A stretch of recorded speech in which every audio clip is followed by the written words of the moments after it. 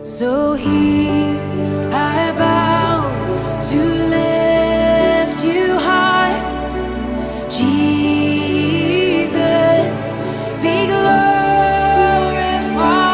in all things. For all my life I am yours, forever yours. Haleluya. Shalom semuanya. Coba lambaikan tangan. Shalom. Haleluya. Ada sukacita hari ini? Haleluya. Mari kita memuji Tuhan. Sebelumnya mari kita berdoa. Bapa di dalam surga, di dalam nama Tuhan Yesus Kristus. Terima kasih Bapa buat penyertaan-Mu di dalam kehidupan kami Tuhan. Sehingga kami dapat sampai di tempat ini Tuhan Yesus. Oleh karena kami merindukan hadirat-Mu Tuhan. Dan pada saat ini kami mau memulai ibadah kami Tuhan. Kiranya Engkau yang hadir di tengah-tengah kami Tuhan. Engkau yang bertahta di setiap pujian kami Tuhan. Kami mau tinggikan Engkau Tuhan. Sebab Engkau yang layak ditinggikan Tuhan. Terima kasih Bapa, terima kasih Tuhan Yesus. Kami siap untuk memuji Engkau. Di dalam nama Tuhan Yesus kami berdoa. Haleluya. Amin. Haleluya. Silakan bangkit berdiri saudara. Haleluya. Yesus Engkau yang berkuasa untuk selamanya.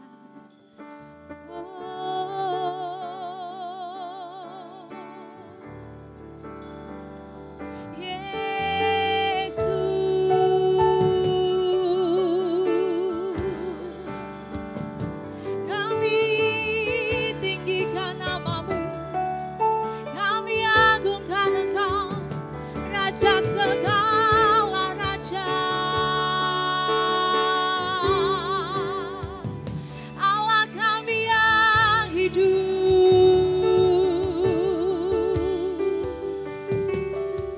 Yesus,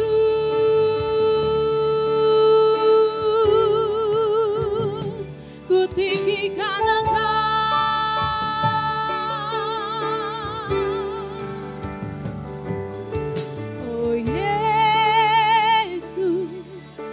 Berkuasa untuk selamanya, oh Yesus, oh Yesus, Kau berkuasa untuk selamanya, oh Yesus, oh Yesus, Kau berkuasa.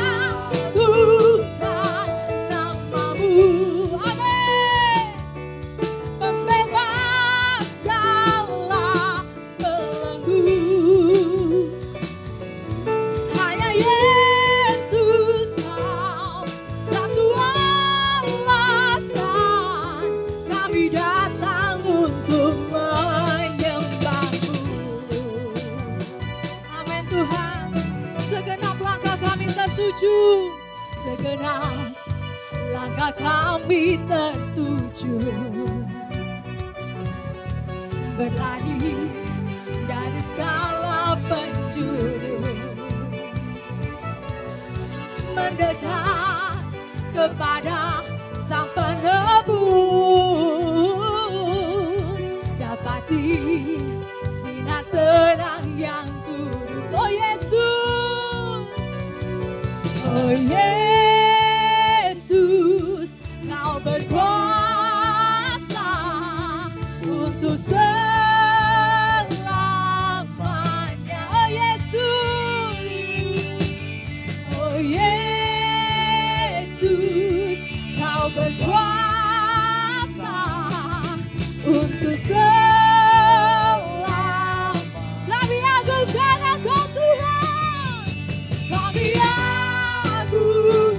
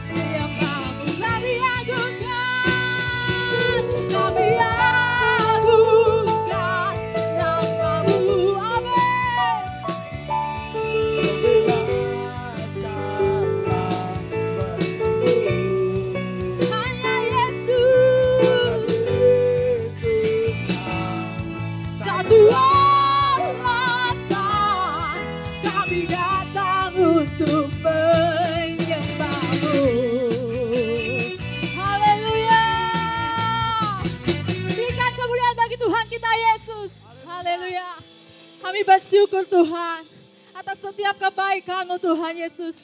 Oh haleluya. Semuanya bertepuk tangan di atas kepala. Oh.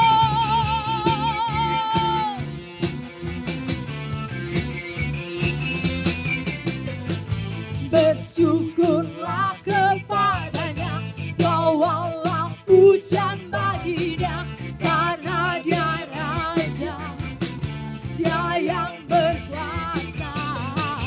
Tuhanlah kekuatanku, mazmur dan keselamatanku, Dia penolongku, Dia beri hidupku. Kau yang percaya, seluruh semesta sujud menyembah Aku. Akulah kebangkitanmu, mujizat telah terjadi. Junjung kasih anugerah-Mu, kekal teguh dan mulia. Masyurlah perbuatanmu, Kau penyelamat hidupku. Kasih-Mu tiada tara, bertata Kau Tuhan Rajaku. Oh haleluya. Kami bersyukur padamu Tuhan. Bersyukurlah kepadanya, bawalah pujian baginya, karena Dia Raja, Dia yang berkuasa. Tuhanlah kekuatanku, mazmur dan keselamatanku, Dia penolongku, Dia beri hidupku. Kau yang percaya, seluruh semesta sujud menyembah. Kau yang percaya Tuhan, Kau yang percaya, seluruh semesta sujud menyembah. Akulah kebangkitanmu, mujizat telah terjadi. Junjung kasih anugerah-Mu, kekal teguh dan mulia. Masyurlah perbuatanmu, Kau penyelamat hidup. Kasih-Mu Tuhan bertata Kau Tuhan Raja. Akulah kebangkitanmu, mujizat telah terjadi. Junjung kasih anugerah-Mu, kekal teguh dan mulia. Masyurlah perbuatanmu, Kau penyelamat hidupku. Kasih-Mu tiada tara, bertata Kau Tuhan Rajaku. Amin. Haleluya.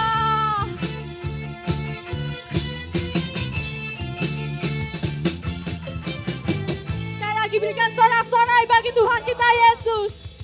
Haleluya. Silakan duduk saudara. Terima kasih Tuhan, buat kasih-Mu, buat pengorbanan-Mu Tuhan. Kami bersyukur Bapa,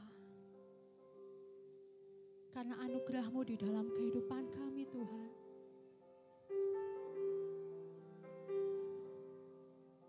Terima kasih Tuhan Yesus. Haleluya. Darah-Mu Yesus, sucikan aku. Darah-Mu Yesus, bebaskanku. Darah-Mu Yesus, ubahkan aku. Ku dijadikan baru.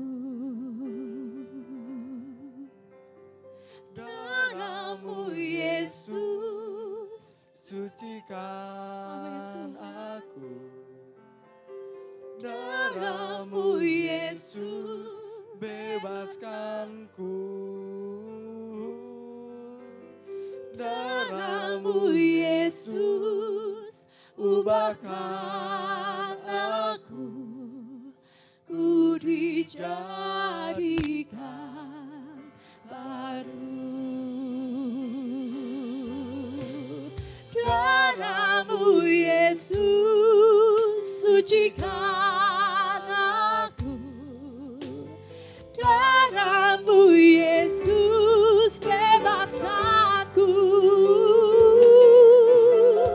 Darah-Mu Yesus, ubahkan aku, ku dijadikan baru. Darah-Mu Yesus, sucikan aku. Darah-Mu Yesus, bebaskanku. Darah-Mu Yesus, ubahkan aku, ku dijadikan. Mari semuanya bangkit berdiri. Darah-Mu Yesus, sucikan aku. Darah-Mu Yesus, bebaskanku. Darah-Mu Yesus, ubahkan aku, ku dijadikan baru.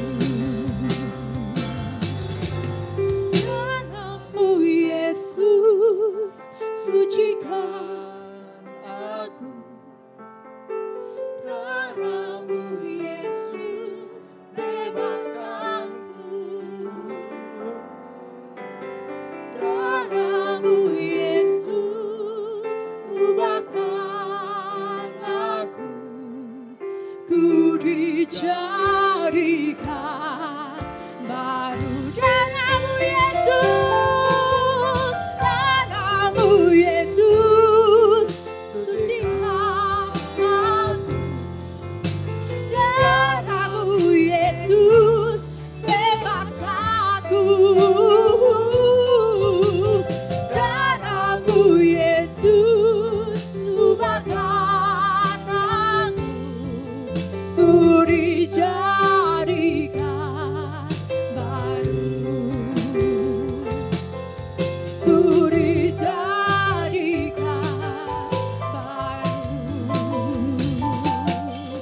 Ku dijadikan baru.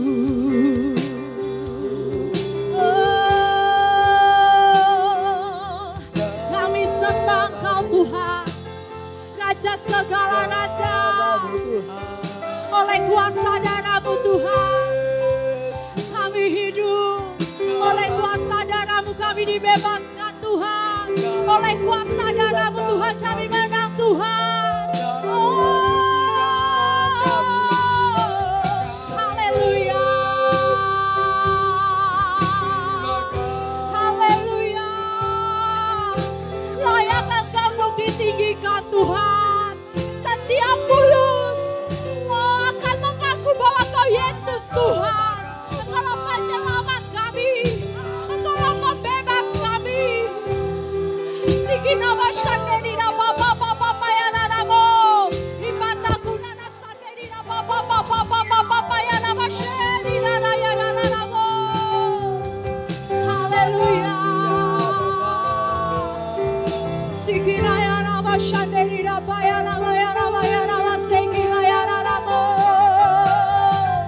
Ina ya na washanderi na ya na bona washakata kuna ya namo. Hallelujah. Hallelujah.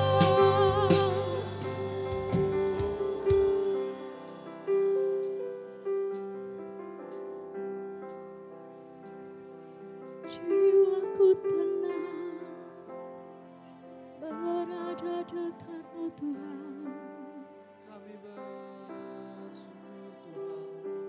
Jiwaku haus akan hadirat-Mu, Yesus.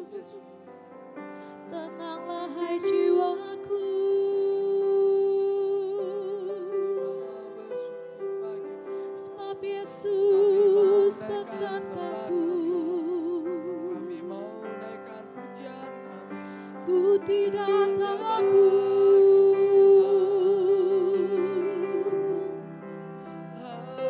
Ku tidak akan gentar, sebab Yesus besertaku. Sheki patakoni naya nama, inaya nama shandini naya namo ni nama seki patakana ya nama, inaya namo ya nama sheni naya namo, kira papa papa nama ya nama shandini naya namo, inaya nama sheni naya namo, inaya nama shandini naya namo, kira bashakata kana ya nama ya nama ya nama se, inama ya nama shakata konina ya nama papa papa papa ya nama. Haleluya. Berkatalah kau Tuhan atas setiap pujian dan penyembahan kami. Ditinggikan namamu, diagungkan Engkau Tuhan. Kerajaanmu datanglah dan kehendakmu jadilah Tuhan di dalam nama Tuhan Yesus Kristus. Oh, sikinarararara shanderina papa ya namo. Iraba shanderina papa papa ya nama ya nama ya nama ya nama ya nama se. Darahmu Yesus sucikan aku. Darahmu Yesus bebas aku. Darahmu Yesus ubahkan aku. Ku dijadikan baru. Darahmu Yesus, darahmu Yesus sucikan aku. Darahmu Yesus bebas aku. Darahmu Yesus ubahkan aku. Ku dijadikan baru. Ku dijadikan baru. Ku dijadikan baru. Haleluya. Haleluya. Terpujilah namamu Allah kami yang hidup, Yesus Kristus Tuhan. Terima kasih Bapa. Kami bersyukur Tuhan Yesus, Kau ada di antara kami Tuhan. Dan pada saat ini Tuhan, begitu kami haus untuk mendengarkan firman-Mu Tuhan. Berkati hamba-Mu yang akan menyampaikannya Tuhan Yesus. Kiranya Engkau urapi dia Tuhan, penuhi dia dengan Roh-Mu Tuhan. Apapun yang dia sampaikan Tuhan, kami mau terima dan kami mau lakukan itu Tuhan Yesus, karena kami mengasihi Engkau Tuhan. Ubahlah kami Tuhan menjadi seperti Engkau Yesus. Terima kasih Tuhan, kami siap untuk mendengarkan firman-Mu. Di dalam nama Tuhan Yesus kami berdoa dan mengucap syukur. Haleluya. Amin. Salam Bapak Ibu sekalian yang diberkati oleh Tuhan Yesus. Salam. Haleluya. Kurang keras, kita lebih mantap lagi. Salam. Tuhan baik. Tuhan baik. Kebaikannya sudah memelihara kita sepanjang minggu. Sehingga oleh karena anugerah Tuhanlah kita ada sampai saat ini. Kita sehat, kita kuat, dikasih umur panjang supaya kita dapat gunakan untuk memuliakan namanya. Puji Tuhan, pada hari ini atau minggu tanggal 7 ini, di bulan yang kedua, firman Allah akan berbicara tentang manusia baru. Ya, manusia baru bukan berarti manusia harus berubah, berinkarnasi. Karena di dalam Alkitab tidak ada istilah inkarnasi. Ya, manusia baru itu adalah manusia yang dibaharui. Yang pertama tentu pola pikir. Ya, yang kedua rohnya dibaharui. Yang ketiga itu adalah karakternya yang dibaharui. Bahkan yang berikutnya adalah kehidupannya selalu dibaharui. Nah, itulah yang diminta, dirindukan oleh Tuhan lewat hambanya Rasul Paulus yang ditulis kepada jemaat yang ada di Efesus. Saudara lihat manusia baru yang pertama itu adalah kepala, itu bicara otak ya. Karena ini seringkali yang membuat banyak orang Kristen gagal di situ karena pola pikirnya sudah jadi Kristen tetapi pola pikirnya masih pola pikir yang lama ya. Sehingga pikirannya yang lama, ya hatinya tetap yang lama, tindakannya juga tetap yang lama. Nah, karena itu mari kita akan belajar kepada suratan Paulus ini kepada jemaat yang ada di Efesus. Pasalnya yang keempat ayat 17, kita akan membaca ayat 17 sampai ayatnya yang ke-24.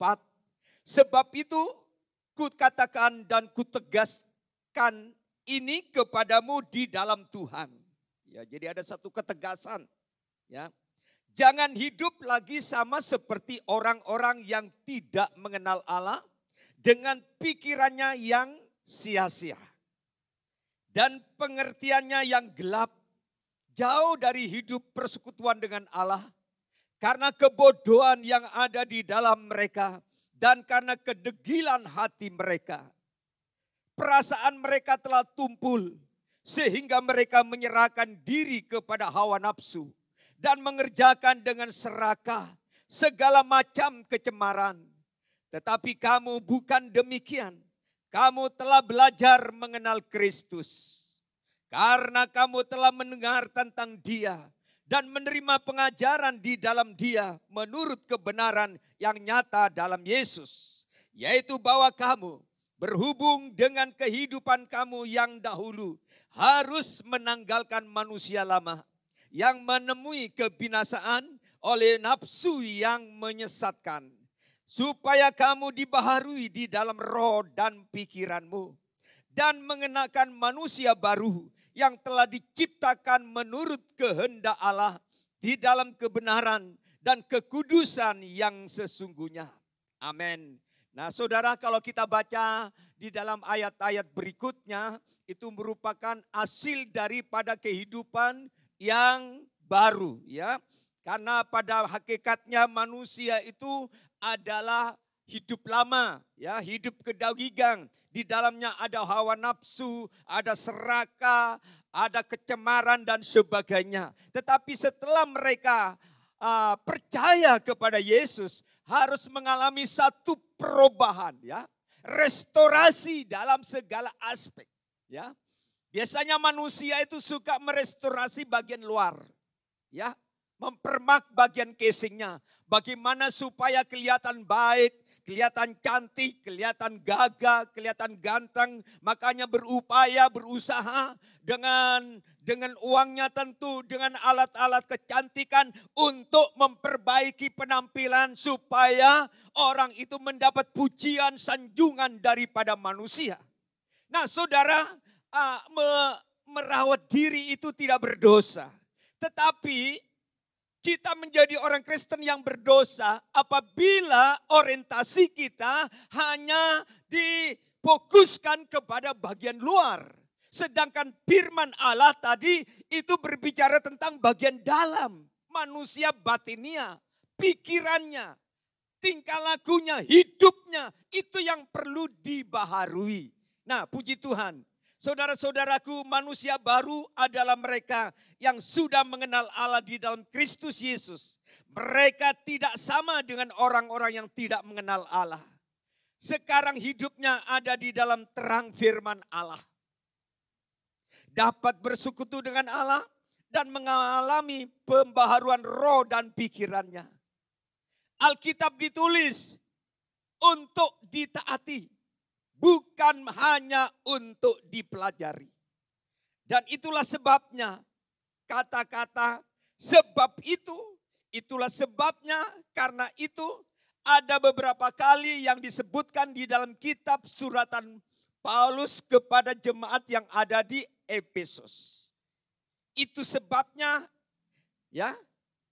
Sebab itu yaitu tekanannya supaya orang Efesus ini tidak hanya tahu, mengerti siapa Yesus, tetapi harus menjadi pelaku-pelaku firman. Karena mereka latar belakangnya adalah orang yang menyembah kepada Dewi Diana atau Dewi Artemis. Ya, di mana orang-orang Efesus itu adalah punya keyakinan, kepercayaan kepada Dewi Artemis ini. Ya, yang menjadi salah satu 7 keajaiban dunia di zamannya. Itu sebabnya dari barat, negara-negara barat atau dari negara-negara Asia, mereka datang ke sana, ke kota Efesus. Karena di kota Efesus itu terkenal dengan perpustakaan dunianya. Kota Efesus itu terkenal dengan tempat konser kalau istilah sekarang ya, tempat pertunjukan yang paling besar ya. Waktu saya melihat di sana masih ada tempat konser itu, dan yang lebih ironis lagi di dalam kuil itu ada sebuah patung yang namanya patung Diana atau Diana ini atau Artemis. Dia seorang patungnya yang kecil, warnanya hitam, maafkan bicara, bagian dada itu banyak ya. Ada umumnya manusia itu adalah memiliki, maafkan bicara, memiliki 2 payudara. Tetapi di patung Diana ini ada banyak itu ya ini payudara-payudara yang timbul muncul di dadanya saudara. Dan itu yang menjadi kebanggaan daripada orang-orang Efesus. Itu yang menjadi ikonnya orang-orang yang ada di Asia. Karena apa? Karena dewa ini atau dewi ini bisa memberikan kebahagiaan, memberikan kepuasan, memberikan kekayaan, memberikan rezeki, memberikan keberuntungan dan sebagainya. Dan lebih parah lagi, di dalam kuil itu ada bilik-bilik ya, kamar-kamar yang cukup banyak. Yang menghubungkan dari itu ke tempat ruangan perpustakaan melalui terowongan. Dan di dalam kuil itu ternyata di situ ada ratusan bahkan ribuan wanita yang berprofesi sebagai PSK untuk memuaskan itu orang-orang yang datang ke sana. Nah, saudara-saudara, betapa ngeri, betapa dapat pengaruh kedagingan yang saat itu terjadi. Tetapi saudara-saudara, Paulus berkata kepada jemaat yang sudah mengenal Yesus harus berubah. Harus tinggalkan kebiasaan yang lama, termasuk itu mabuk, minuman keras, ya, perzinahan, pertengkaran, perselingkuhan harus ditinggalkan. Harus hidup baru di dalam Tuhan. Nah, karena itu di dalam ayatnya yang ke-17 sampai 24, paling sedikitnya saya akan lihat ada 3 bagaimana untuk menjadi manusia yang baru di dalam Tuhan. Yang pertama, kita lihat di dalam gambar ini, yang pertama adalah kita harus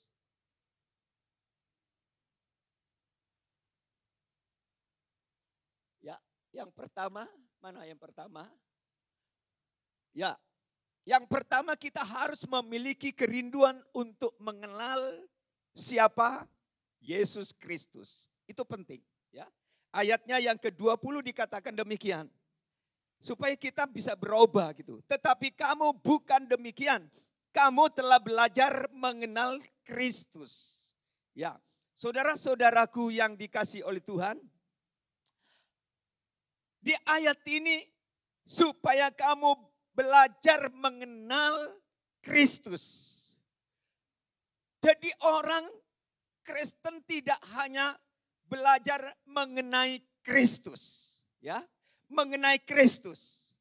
Banyak orang punya pola pengenalannya hanya mengenali siapa? Yesus. Mengenali Yesus yang pernah lahir 2000 tahun yang lalu. Mengenali Yesus yang pernah bangkit dari kematian. Memang tidak salah. Tetapi tidak cukup kekristenan itu kalau didasari hanya mengenali Yesus. Kita harus lebih maju, lebih mendalam. Kita harus mengenal siapa Yesus. Saudara, sebagai bangsa, anak bangsa yang pernah duduk di bangku sekolah, bangku kuliah, pasti saudara membaca buku-buku sejarah, buku-buku tokoh-tokoh dunia, ya, yang dicatat di dalam perpustakaan. Di situ kita seringkali membaca apa yang namanya sejarah seorang tokoh yang terkenal mengenai siapa Hitler gitu ya, begitu ganasnya, begitu sombongnya, begitu jahatnya, ya. Kita juga mengenal ya tokoh yang namanya siapa lagi, tokoh-tokoh dunia yang pernah hidup di zamannya, katakanlah yang namanya Yusuf, ya, yang pernah hidup di abad-abad 15-an, ya. Nah, kita juga mengenal siapa itu tokoh yang namanya Musa, Abraham, Ishak dan Yakob. Tetapi kita hanya belajar mengenai hidup mereka. Tetapi kita belum mengenal mereka. Betul apa tidak, saudara? Kita hanya mengenai hidup mereka. Tetapi kita tidak mengenal mereka. Dan Tuhan ingin supaya hidup kita tidak hanya mengenai Yesus. Tetapi kita harus mengenal Yesus itu siapa. Mari kita akan melihat di dalam Filipi pasalnya yang kitab Filipi, ya, pasalnya yang ketiga ayat 10. Itulah yang menjadi kerinduan daripada Paulus di masa hidupnya setelah dia bertobat. Pasalnya yang ketiga ayat 10 berkata begini. Yang ku kehendaki ialah mengenal Dia dan kuasa kebangkitannya dan persekutuan dalam penderitaannya, di mana aku menjadi serupa dengan Dia dalam kematiannya. Inilah kerinduan daripada Paulus setelah dia mengenal Yesus, setelah dia bertobat di perjalanan menuju ke Damsyik. Yang ku kehendaki ialah mengenal Dia dan kuasa kebangkitannya. Mengenal itu beda dengan hanya sebatas tahu. Saudara, kalau saudara hanya sebatas tahu, ya Tuhan dulu pernah lakukan mujizat, pernah menyembuhkan orang sakit, pernah mencelikakan orang buta, pernah memberi makan dengan 5 ketul roti, 2 ekor ikan, 5.000 lebih bisa makan sampai kenyang sampai masih ada sisa 12 bakul. Ya pernah bermacam-macam Yesus pernah dia lakukan semasa hidupnya. Nah saudara, kalau kita hanya mengetahui tentang sejarah Yesus seperti itu, kita tidak akan menjadi Kristen yang kuat. Menjadi Kristen yang memiliki iman yang tangguh. Menjadi Kristen yang memiliki dasar yang luar biasa, ya, berakar. Ya, contoh orang yang mengenal Yesus dengan benar, orang yang mengenal Allah dengan benar adalah Sadrak, Mesak, Abednego. Mereka ini tinggal di negara yang berbeda kepercayaannya. Tinggal di negara Babel saat itu. Nah, rajanya yang bernama Nebukadnezar membangun sebuah patung yang cukup tinggi, yang bahan bakunya semuanya terbuat dari emas. Maka setelah patung selesai dibangun, diadakanlah pentabisan, ya, untuk melakukan prasasti yang akan ditandatangani oleh Raja Nebukadnezar.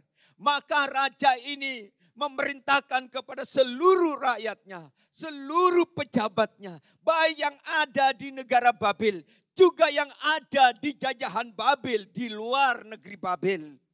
Maka raja ini diperintahkan kepada rakyatnya, kepada pejabatnya. Pada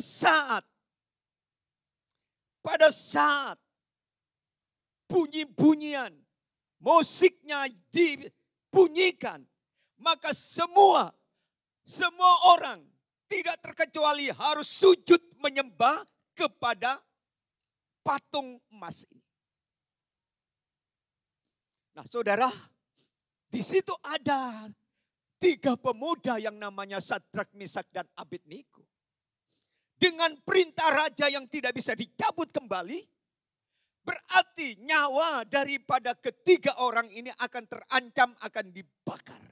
Sebab sanksinya, siapa yang tidak mau menyembah kepada patung ini, sanksinya hanya satu.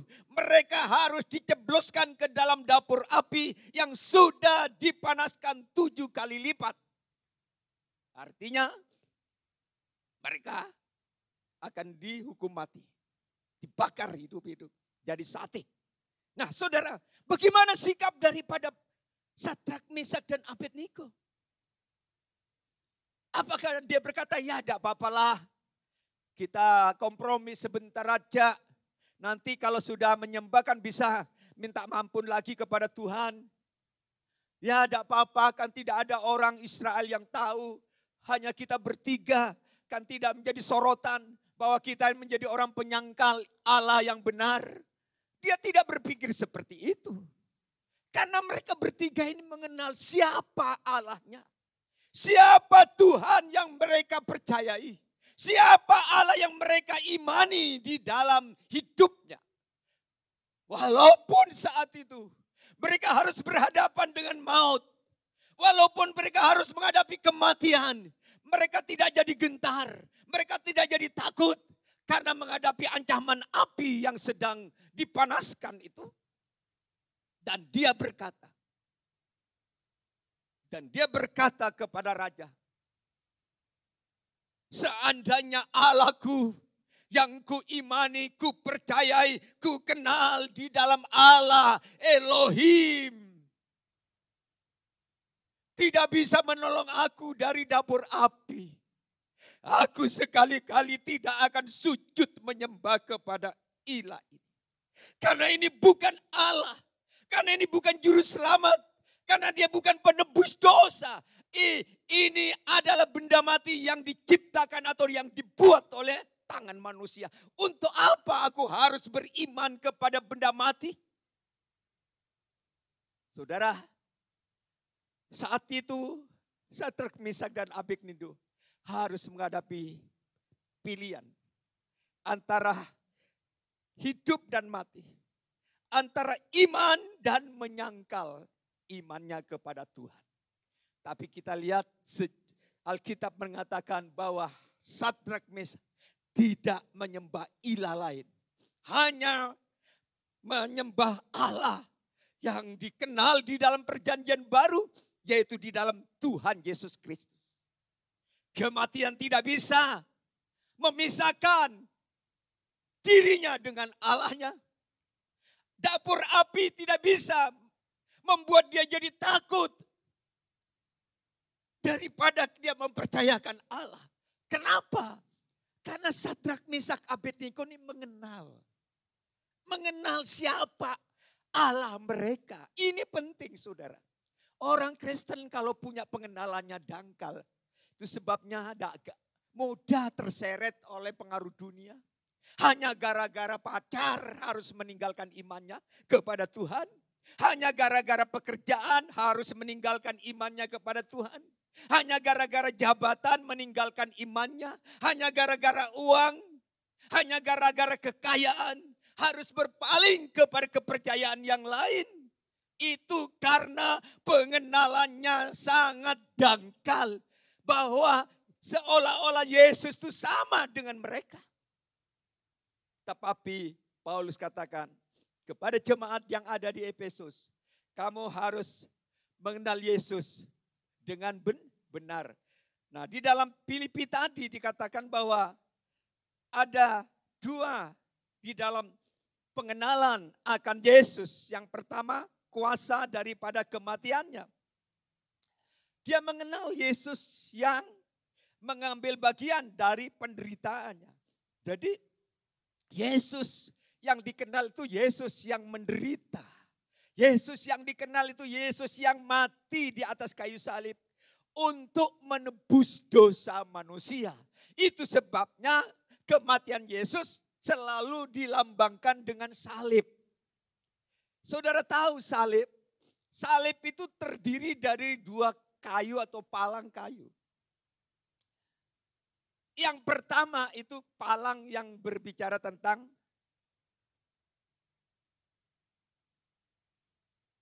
horizontal. Horizontal itu kalau di matematika itu selalu berbicara tentang apa? Kurangan. Ya kan? Kalau zaman dulu waktu kita sekolah 10 dikurangi 5 selalu ditulis ceret gitu. Artinya dikurangi. Ini horizontal. Ini salib. Ini yang melambangkan manusia. Bahwa manusia di mata Tuhan. Sejak Adam dan Hawa jatuh ke dalam dosa. Manusia itu kurang. Ya. Amin. Di mata Allah. Ya. Kurang. Keselamatan tidak ada. Kebahagiaannya tidak ada. Sukacitanya tidak ada. Ya, kemenangannya tidak ada. Makanya kalau orang yang hidupnya selalu itu penuh ketakutan, selalu kurang, ya. Tapi salib itu tidak hanya cukup yang namanya palang kayu yang horizontal. Tetapi ada kematian Yesus yang akan menambah sesuatu yang kurang, yang hilang, yang sudah habis karena dosa manusia. Ada kayu yang berhubungan ke atas, itu kayu yang berbicara tentang vertikal. Jadi horizontal dikasih vertikal, thread. Sekarang bukan kurang, tetapi menjadi bertambah. Jadi salib itu sebenarnya lambang kasih Allah untuk saudara dan saya. Amin. Ya, saudara kita ini dulunya tidak punya apa-apa. Kita tidak punya selamat. Kita tidak punya yang namanya kerajaan sorga. Kita tidak punya yang namanya kerajaan 1000 tahun.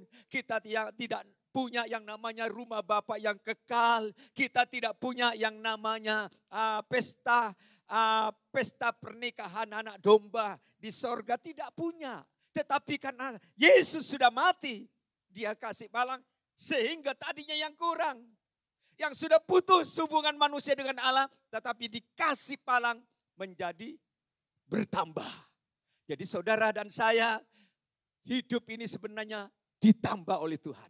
Bukan karena kita baik, bukan karena kita saleh, bukan kita karena agama, tetapi kita ditambah oleh karena kasih Tuhan. Amin. Jadi saudara tidak usah cari di luar Yesus. Sudah cukup, lebih daripada cukup. Di dalam Yesus sudah tersedia keselamatan. Di dalam Yesus sudah tersedia hidup kekal di sorga. Yang di dalam Yesus sudah tersedia yang namanya rumah Bapa di sorga. Saudara tidak usah cari di luar Yesus. Makanya itu yang dikenal oleh Paulus. Artinya kuasa penderitaannya. Ya, orang Kristen harus belajar juga pikul salib. Filipi 1 ayat 29, 30 dikatakan begini. Filipi pasalnya yang ke-1 ayat 29, ayatnya yang 29 sampai 30. Sebab kepada kamu dikaruniakan bukan saja untuk percaya kepada Kristus, melainkan juga untuk menderita untuk Dia. Jadi Bapak Ibu sekalian, dimanapun Anda mendengar firman, jadi orang Kristen itu tidak selamanya disanjung orang. Jadi orang Kristen itu tidak selamanya dikagumi, dihormati. Ya. Dihargai. Tapi untuk menjadi orang Kristen dikatakan bahwa kamu bukan hanya percaya kepada Yesus, tetapi juga kamu harus menderita untuk Dia. Ya, untuk Dia. Ayat 30, dalam pergumulan yang sama seperti dahulu kamu lihat padaku dan yang sekarang kamu dengar tentang aku. Kau lihat aku dulu, kau lihat aku sekarang. Saat dia nulis surat pada tahun 62, posisi daripada Paulus berada di kota Roma, sedang dipenjara. Dipenjara. Dipenjara bukan karena jadi koruptor. Dipenjara bukan karena bunuh orang. Dipenjara karena jadi bandar narkoba. Tetapi dipenjara karena nama Tuhan. Karena nama Yesus yang mati disalib, Paulus harus mengalami penderitaan. Tetapi itu satu kebanggaan. Bukan hanya percaya kepada Tuhan, tetapi ambil bagian dalam penderitaan. Makanya saudara yang dikasihi Tuhan, kalau ada orang tidak senang karena saudara jadi anak Tuhan, jadi orang Kristen, dihina, diejek, dikucilkan, ya. Mungkin saudara yang punya kejabatan, kedudukan, posisi yang tadinya enak, sekarang digeser, diganti oleh orang lain. Seolah-olah Tuhan tahu tidak adil, tidak apa-apa. Kalau manusia tidak menghargai saya dan saudara, tetapi masih ada satu pribadi yang menghargaimu dan menghargai kita, yang namanya Tuhan Yesus Kristus. Percayalah bahwa di balik salib ada kemenangan, di balik salib ada mahkota. Yang kedua dikatakan apa? Di dalam ayatnya yang ke Filipi tadi dikatakan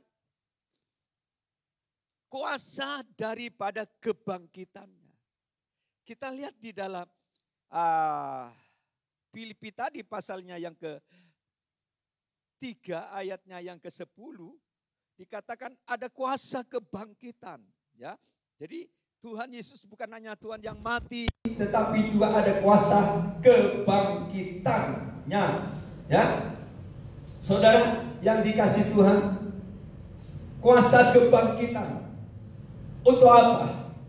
Kalau Yesus hanya mati, tidak bangkit dan tidak hidup, tidak naik ke sorga, maka kehidupan Yesus itu sama dengan manusia yang lain. Lazarus juga pernah bangkit. Yang sudah 4 hari meninggal, sudah dikubur, dia bangkit dari kematian. Tetapi setelah dia hidup, dia mati lagi. Ya, dia mati lagi. Ada anak orang janda Sarpat yang ada di raja-raja. Ada anak kecil mati. Tapi setelah mati dia hidup, bangkit. Tetapi dia mati lagi. Ya. Di dalam perjanjian baru juga ada orang yang sudah mati, tetapi bangkit, mati lagi. Tetapi beda dengan Tuhan Yesus.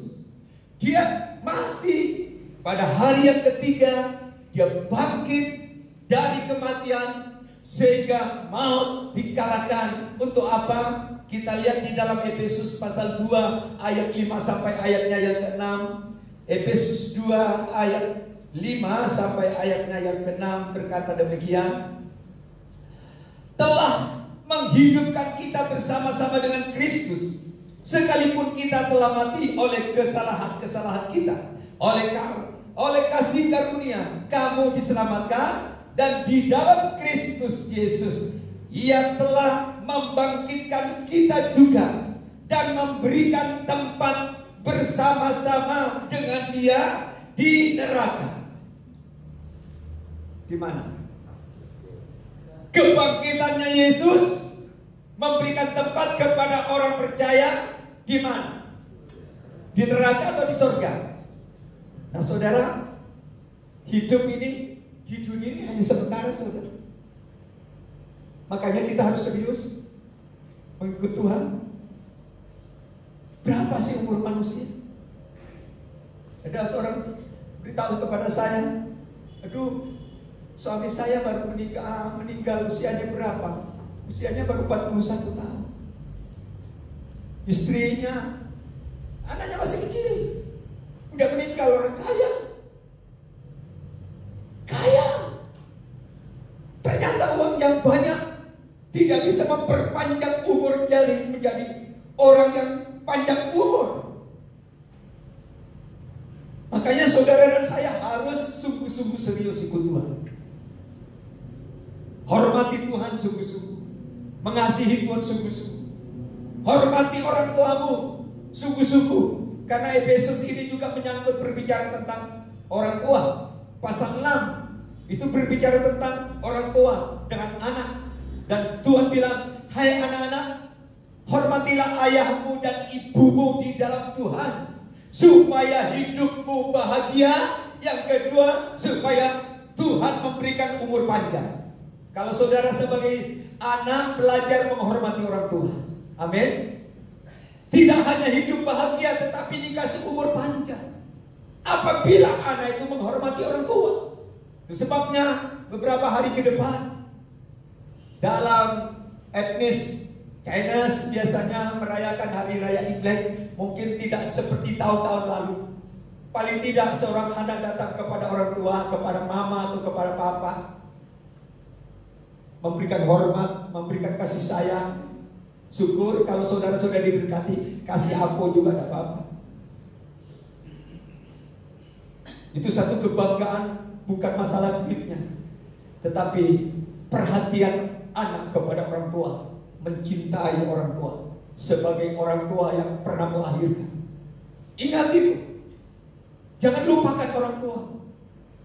Walaupun orang tuamu banyak kekurangan dan kelemahan, tetapi mereka adalah orang tua yang pernah melahirkan kita semasa kita masih bayi. Saudara-saudaraku yang Kristus menyediakan tempat di surga. Ini target saudara dan saya. Apa artinya kita dikasih umur panjang, toh pada akhirnya kita tidak punya surga seperti orang kaya yang dicatat di dalam Injil Lukas pasal 16. Mereka masa hidupnya berkelimpangan dengan harta benda, tetapi sayang di masa hidupnya mereka tidak percaya Yesus. Ada seorang yang miskin yang namanya Lazarus, tetapi di masa hidupnya mereka percaya dan mengikut Yesus sampai akhir hidup. Dan saat-saat terakhir mereka datang ke rumah si kaya, hanya minta sepotong roti, minta belas kasihan daripada si kaya. Tapi mereka tidak memberi roti, justru mengeluarkan anjing herder. Dan Alkitab berkata si miskin digigit anjingnya, akhirnya mati. Setelah mati dia dikubur seadanya oleh masyarakat sekitarnya.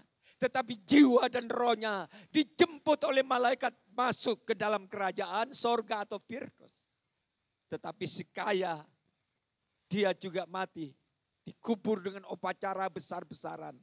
Tapi apa yang terjadi? Jiwa dan rohnya dibawa ke lautan api. Di sanalah mereka menderita selama-lamanya. Oh betapa malang, oh betapa sedih, betapa berat penderitaan. Karena tidak ada satu manusia yang bisa menolong dirinya dari lautan api. Karena mereka sudah terlambat mau bertobat. Sudah terlambat mau ikut Yesus. Sudah terlambat mau datang beribadah. Dan pada waktu dia mati sudah terlambat untuk menyesal. Tetapi bahagialah saudara semasa hidup masih menjadi anak Tuhan yang setia ikut Yesus. Amin. Ini yang harus kita miliki. Pengenalan akan Yesus, kematian dan kebangkitannya. Yang kedua dikatakan bukan hanya setelah kita mengenal Yesus dengan benar. Kita harus menanggalkan manusia lama. Manusia lama. Coba bagian yang kedua, tinggalkan manusia lama. Bisa dikeluarkan lagi gambar PowerPoint-nya. Bagian yang kedua, ya, menanggalkan manusia lama. Ayat 22. Ciri-ciri manusia lama adalah tidak mau bersekutu Nah, ini ciri-cirinya orang yang hidup manusia lama. Jadi Kristen tapi manusia lamanya masih ada. Mereka tidak mau bersekutu satu dengan yang lain, tidak mau bersekutu dengan Allah. Malas berdoa, malas baca firman, ya.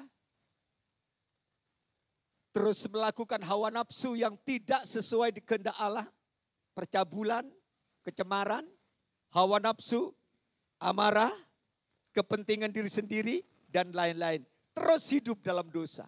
Ini manusia lama. Jadi manusia lama harus tinggalkan pakaian yang lama. Ini jubah yang lama. Hidup lama. Makanya Yesus pernah memberikan satu gambaran atau ilustrasi. Kalau engkau ingin mendapatkan anggur yang baru, kirbat yang lama itu harus dibuang. Harus diganti dengan kirbat yang baru. Sebab kalau kita memakai kirbat yang lama, diisi anggur yang baru, maka kirbat itu jebol, saudara. Jebol. Karena tidak akan mampu menahan air anggur yang baru. Karena ada tekanan yang. Makanya perlu ada kirbat yang baru. Kalau kirbatnya baru akan diisi dengan anggur yang baru. Wah, itu yang disebut kebahagiaan, sukacita, kesehatan, panjang umur, perlindungan, kesuksesan, hidup rukun, ya. Karena yang lama sudah berlalu.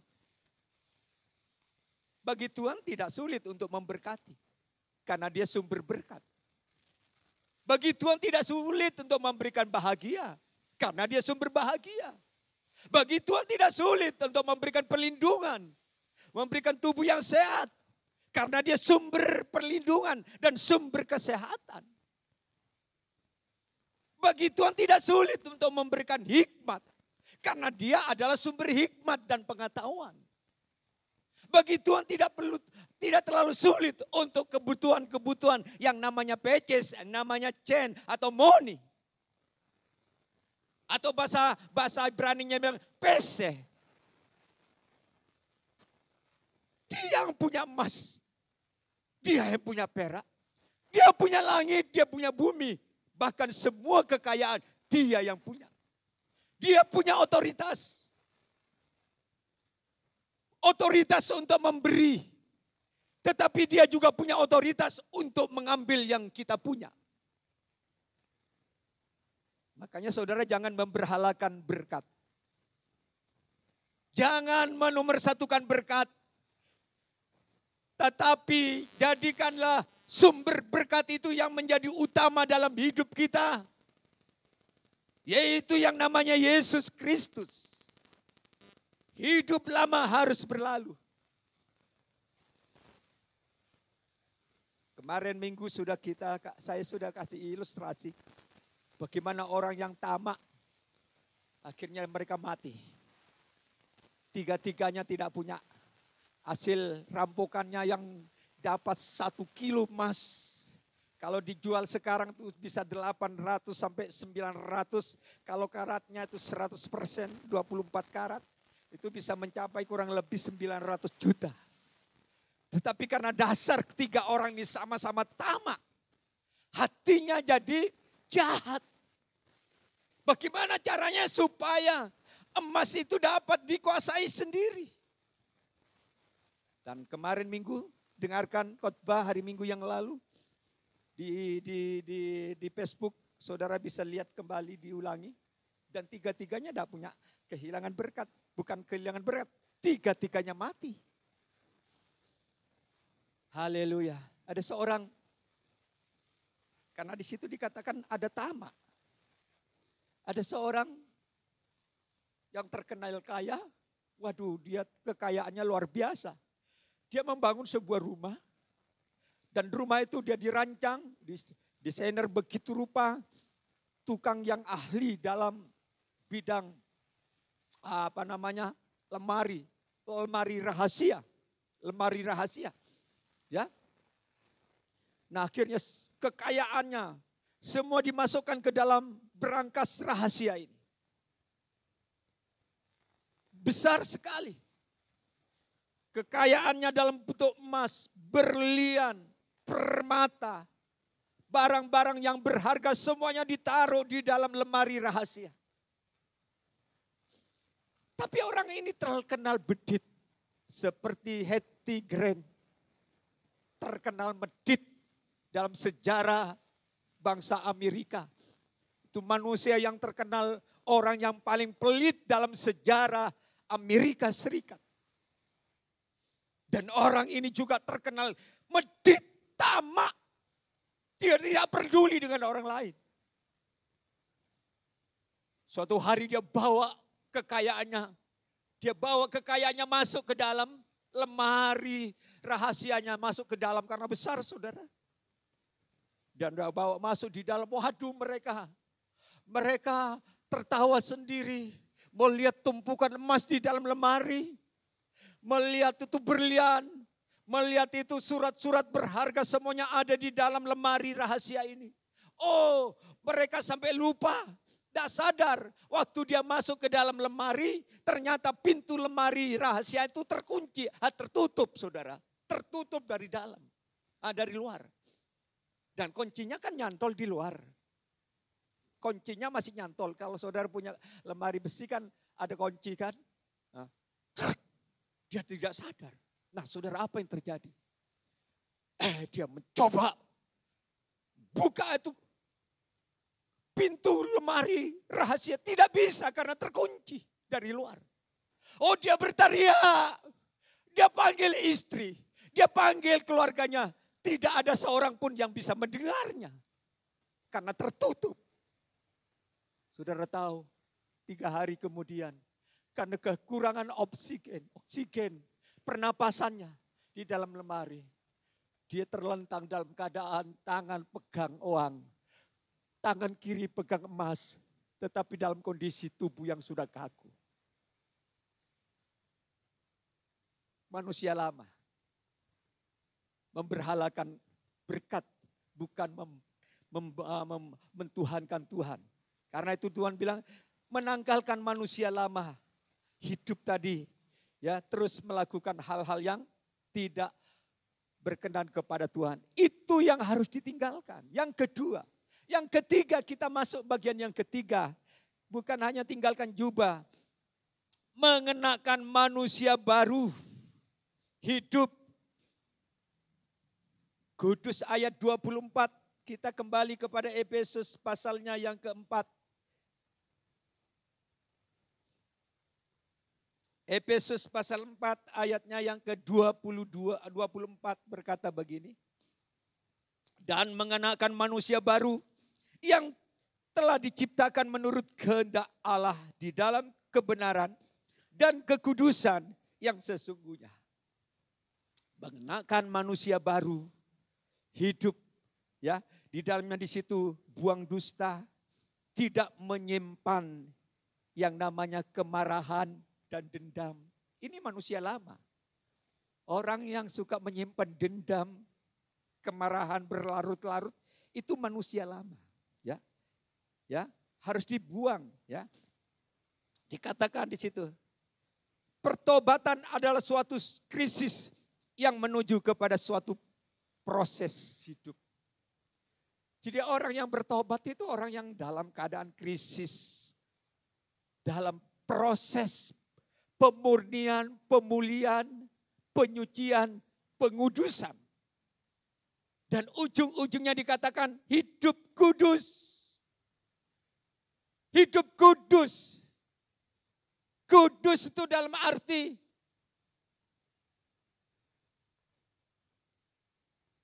menyimpang daripada rencana Allah.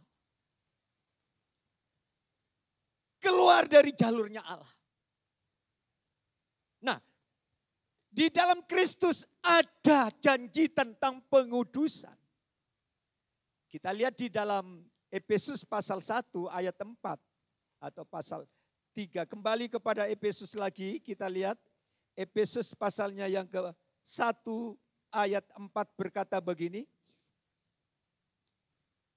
Ayat 3, Sampai 4, terpujilah Allah dan Bapa Tuhan kita Yesus Kristus yang dalam Kristus telah mengaruniakan kepada kita segala berkat rohani di dalam sorga. Sebab di dalam Dia Allah telah memilih kita sebelum dunia dijadikan supaya kita kudus dan tak bercacat di hadapannya. Jadi bagaimana menjadi orang Kristen yang bisa hidup kudus? Apakah dengan usaha kita, kekuatan kita menjadi orang Kristen yang kudus? Usaha manusia tidak membuat manusia bisa menjadi manusia yang kudus. Karena manusia pada hakikatnya seperti kain lara, seperti kain gombal yang sudah kotor, yang sudah lapuk, tidak bisa dibenahi. Bagaimana untuk menjadi pribadi-pribadi yang kudus supaya janji kerajaan sorga di dalam ayatnya yang ketiga, sorga itu menjadi milik saudara dan saya. Ada 2 di dalam ayatnya yang 4. Yang pertama syaratnya kita percaya kepada Yesus Kristus sebagai Tuhan dan Juru Selamat yang sudah mati bangkit untuk menebus semua dosa kita. Kalau tidak percaya kepada Tuhan Yesus Kristus, tidak ada pengudusan. Siapapun orangnya. Sesaleh apapun manusia, sebanyak apapun amalnya. Manusia tidak bisa hidup kudus tanpa percaya kepada Tuhan Yesus Kristus. Yang kedua, dikatakan di situ, oleh karena kasih karunia. Oleh karena kasih karunia Tuhan. Kasih karunia itu berbicara tentang pemberian. Entah itu keselamatan, untuk kekudusan. Pemberian Allah kepada kita yang seharusnya kita tidak layak menerima. Tetapi Tuhan memberi kepada saudara dan saya secara gratis. Secara cuma-cuma. Sehingga dikatakan oleh karena kasih karunia kepada kita segala berkat rohani di dalam surga. Jadi saudara, lewat kematian, lewat kebangkitan, lewat iman kepada Yesus Kristus, kita terus diproses untuk menjadi manusia yang kudus sehingga kita tidak bercacat celah pada waktu Yesus datang pada kali yang kedua. Ya, kita tidak bisa mengklaim, saya orang yang paling saleh, saya orang yang paling suci, saya orang yang paling benar. Orang kalau punya pemikiran seperti itu, orang yang selalu menghakimi orang lain, menjelekkan orang lain, menghakimi orang lain. Ya, padahal diri kita sendiri ini masih terus diproses dalam penyucian. Proses dalam pengudusan. Dengan cara apa Tuhan memproses hidup ini untuk menjadi anak Tuhan yang kudus, tidak bercacat celah. Yang pertama, ada alat dan sarana yang dipakai oleh Allah adalah firman. Dikuduskan engkau oleh firman. Hanya firman yang bisa menyucikan hidup kita. Firman itu yang menguduskan kita. Firman itu yang membenahi kita. Firman itu mengubah kita. Pada waktu Paulus mendengar firman di tengah jalan menuju ke Damsyik. Firman hanya berkata, "Hai Saulus, Saulus, mengapa engkau menganiaya aku?" Saat Paulus dengar firman, 180 derajat, hari itu juga dia berubah 100% hidupnya. Yang tadinya dia mau pergi ke Damsyik untuk menganiaya, untuk menyiksa, untuk membunuh, untuk menyeret, masuk ke dalam penjara. Tetapi karena dia dengar firman, hidupnya diubah.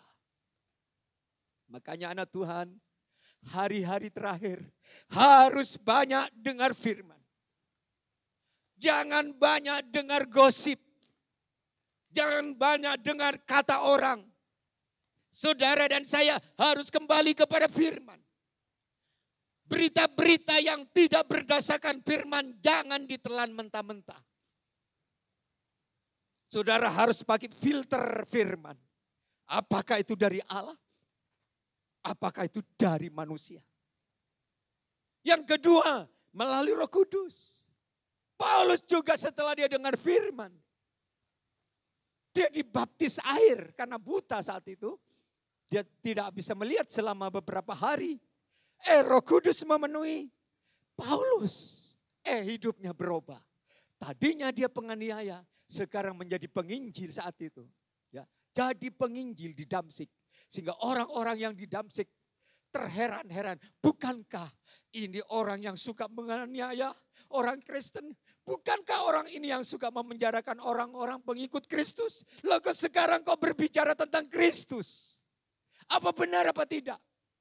Itulah karya Roh Kudus. Dan saya percaya pertolongan firman dan Roh Kudus, saudara akan menjadi orang Kristen yang diproses menjadi anak Tuhan yang kudus sempurna. Karena kita menjadi ciptaan baru di dalam Tuhan. Tuhan akan memberkati saudara dan saya.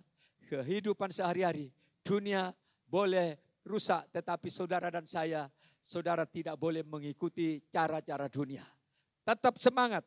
Mari pada saat ini kita akan makan tubuh dan darah Yesus sambil kita menyanyi pujian. Ubah hatiku seperti salju, ubah hatiku seperti dirimu. Haleluya. Tuhan bentuk.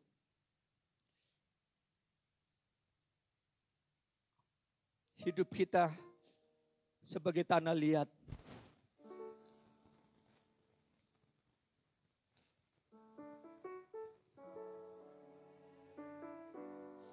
Haleluya. Ubah hatiku. Ubah hatiku seperti salju. Ubah hatiku seperti dirimu.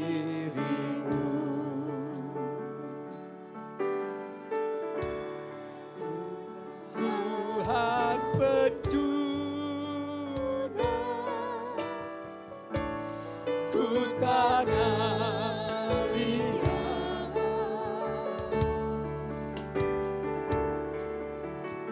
tentu jadikan ini doaku.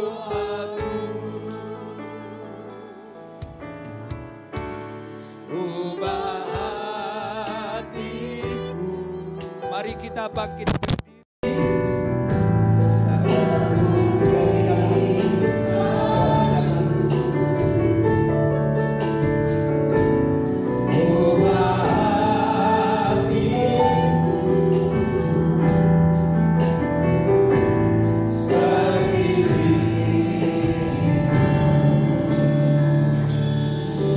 Tuhan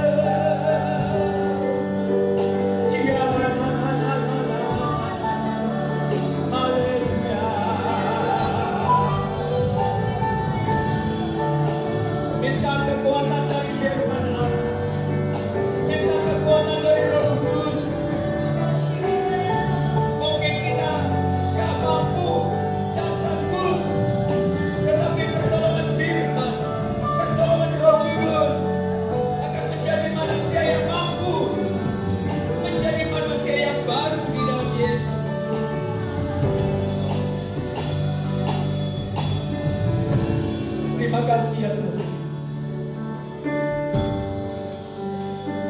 Terima kasih buat kebenaran firman. Biar Roh Kudus terus mentraikan, sempurnakan di hati kami. Garap tanah hati kami Tuhan. Gemburkan terus Tuhan tanah hati yang keras, tanah hati yang berbatu-batu, tanah hati yang berduri-duri, tanah hati jalanan yang seringkali benih firman tidak tumbuh di hati kami. Sehingga pengenalan kami akan Engkau terus dangkal. Takut dengan keadaan dan situasi daripada takut kepada Engkau. Kadang-kadang kami takut kepada situasi dan kondisi di dunia ini. Pada saat ini kami mau belajar mengenal Engkau sebagai Tuhan, sebagai Juru Selamat, sebagai Allah yang menebus dosa kami, Allah yang berdaulat, Allah yang memulihkan, Allah yang menghibur, Allah yang menyembuhkan, Allah yang menolong, Allah menyertai, Allah yang memulihkan, Allah yang membuat hidup kami suci dan kudus. Sehingga kami layak pada saatnya Engkau datang pada kali yang kedua untuk menjadi mempelai-mempelai surgawi yang tidak bercacat celah di hadapan Engkau. Terima kasih pada saat ini. Sebentar lagi kami akan menikmati persekutuan tubuh dan darah Yesus. Layakkan dan kuduskan kami semua, baik yang di atas maupun yang di bawah. Biarlah roti dan anggur ini boleh menjadi manunggal dengan hidup kami. Di dalam nama Bapa, Putra dan Roh Kudus, di dalam nama Tuhan Yesus Kristus, kami terima dengan iman tubuh dan darah Yesus. Haleluya. Amin. Silakan duduk Bapak Ibu sekalian. Mungkin ada yang belum dapat roti perjamuan.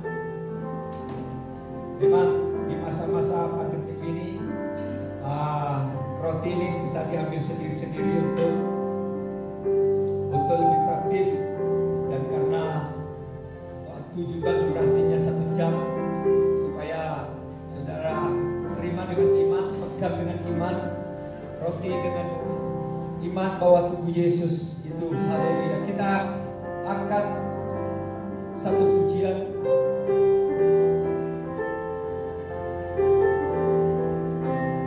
Darah-Mu Yesus, sucikan aku.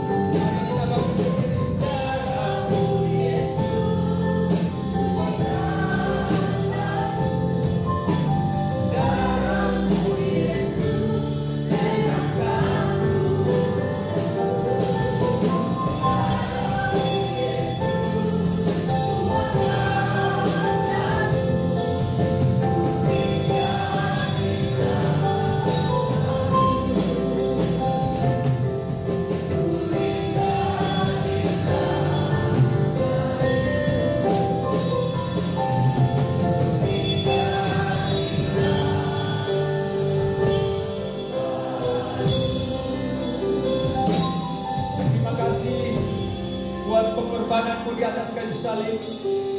Saat ini kami akan menerima dengan iman tubuh-Mu yang sudah terpecah-pecah 2000 tahun yang lalu. Kau sudah mati di atas kayu salib supaya kami yang kurang, yang miskin, yang melarat, yang terhilang, tersesat, Kau tambah lewat kematiannya, yaitu vertikal salib yang menuju ke surga. Karena itu pada saat ini kami bahagia. Kami sudah punya pengharapan, kami punya janji dari Engkau tentang keselamatan, tentang surga, tentang kesembuhan, tentang pemulihan, tentang damai sejahtera. Sebab itu, Bapak Ibu dengarkan firman. Sebab apa yang telah kuteruskan kepadamu, telah aku terima dari Tuhan, yaitu bahwa Tuhan Yesus pada waktu malam Ia diserahkan mengambil roti, dan sesudah itu Ia mengucap syukur atasnya. Ia memecah-mecahkannya dan berkata, inilah tubuhku yang diserahkan bagi kamu. Perbuatlah ini menjadi peringatan akan aku. Kita makan dengan iman dalam nama Yesus. Haleluya.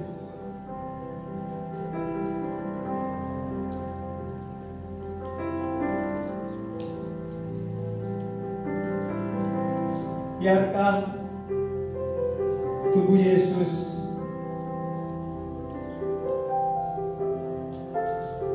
kalau sudah, mari kita angkat tangan dengan anggur. Inilah cawan perjanjian baru. Di dalamnya ada kehidupan, di dalamnya ada penyucian, di dalamnya ada kesembuhan, di dalamnya ada kuasa untuk menghancurkan kutuk-kutuk dosa warisan nenek moyang. Dikatakan demikian juga yang mengambil cawan sesudah makan lalu berkata, cawan ini adalah perjanjian baru yang dimeteraikan oleh darahku. Perbuatlah ini setiap kali kamu meminumnya menjadi peringatan akan aku. Setiap kali kamu makan roti ini dan minum anggur ini, kami memberitakan kematian sampai Ia datang kembali. Kita makan, kita minum dengan iman di dalam nama Tuhan Yesus Kristus. Haleluya.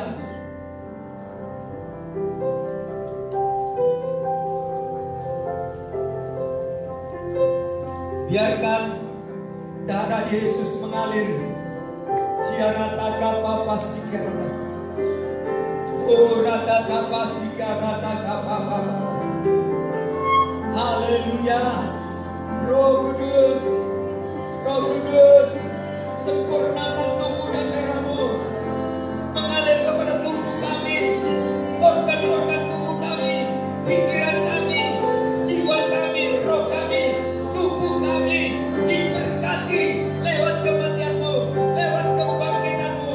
Kemenangan ada di pihak kami, warisan kemenangan, warisan perlindungan, warisan sukacita Kau beri kepada kami, warisan berkat Kau beri kepada kami, sehingga kami pulang dari tempat ini dengan sorak-sorai di dalam nama Tuhan Yesus Kristus. Berikan kita kemuliaan, berikan sorak-sorai, berikan tepuk tangan. Haleluya, haleluya. Terpuji, yang sakit sembuh, yang lemah kuat, yang susah terhibur, yang putus asa. Tuhan sudah beri pengharapan baru. Dalam nama Yesus, hamba berdoa dan bersyukur. Semua yang percaya katakan.